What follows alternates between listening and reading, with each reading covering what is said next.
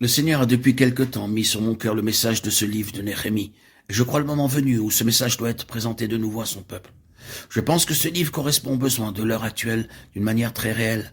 C'est en vérité un temps où le peuple de Dieu a besoin d'être secouru pour résister à l'activité redoublée de l'ennemi, qui cherche à faire sortir les enfants de Dieu de la place que le Seigneur leur a accordée et dans lesquelles il a obtenu tout ce que son cœur désire. Il veut même les empêcher d'arriver à cette position divine. Dans ce livre, qui représente une activité du temps de la fin, nous voyons le premier principe. Il relate la dernière partie de l'histoire écrite que nous ayons avant d'arriver au Nouveau Testament. Je ne sais pas si vous avez été suffisamment impressionné par cela. Il est frappant de constater que la suite de l'histoire nous soit rapportée dans les évangiles, et tout particulièrement dans l'évangile selon Luc. Ce que nous trouvons dans cet évangile concernant l'ancienne dispensation correspond à une activité du temps de la fin. Le livre de Néhémie représente ce que Dieu fit à la fin de cette dispensation, et nous fait donc comprendre ce que doit être l'activité de Dieu dans ces derniers temps. Il nous montre ainsi les choses que le Seigneur accomplit en cette période.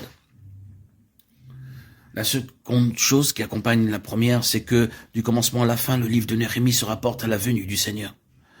Luc introduit immédiatement le Seigneur Jésus que nous trouvons dans le temple entouré de ceux qui représentent le reste, le résidu, ceux qui sont passés de l'ancienne dispensation à la nouvelle, pour poursuivre le témoignage.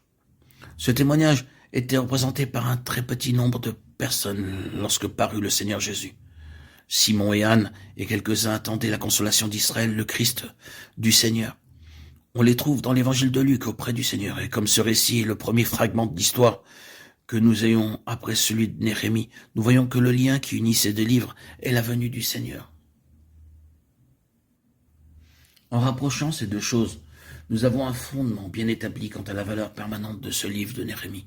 C'est une activité en un temps de la fin qui est liée à la venue du Seigneur. Considérons ce livre de Néhémie pour y relever en quelques observations ce que nous pouvons appeler sa typologie, c'est-à-dire ses éléments et ses caractères typiques. Il nous faut en réalité joindre à celui-ci un autre livre, celui d'Esdras, car les deux ne font qu'un. Esdras et Néhémie dans les écritures hébraïques n'étaient pas séparés, mais l'un était considéré comme le complément de l'autre. Dans le livre d'Esdras, nous le savons, c'est la maison de Dieu qui est en vue, alors que dans celui de Néhémie, nous avons l'enceinte, la muraille de Jérusalem.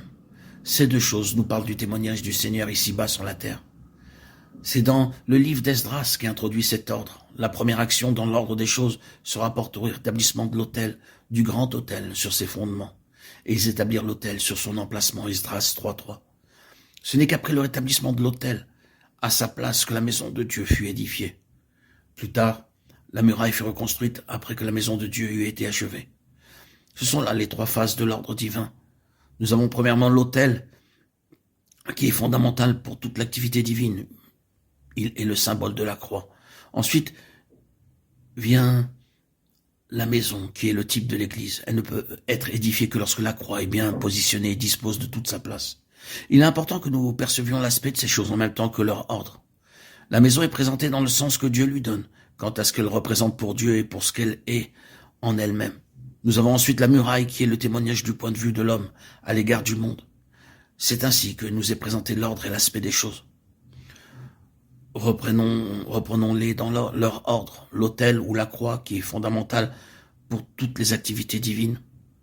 La maison ou l'église qui découle de la croix et qui en résulte dans son aspect divin quant à ce qu'elle est en elle-même. Et enfin la muraille qui est le témoignage de la croix et de la maison extérieurement à l'égard de l'homme et du monde.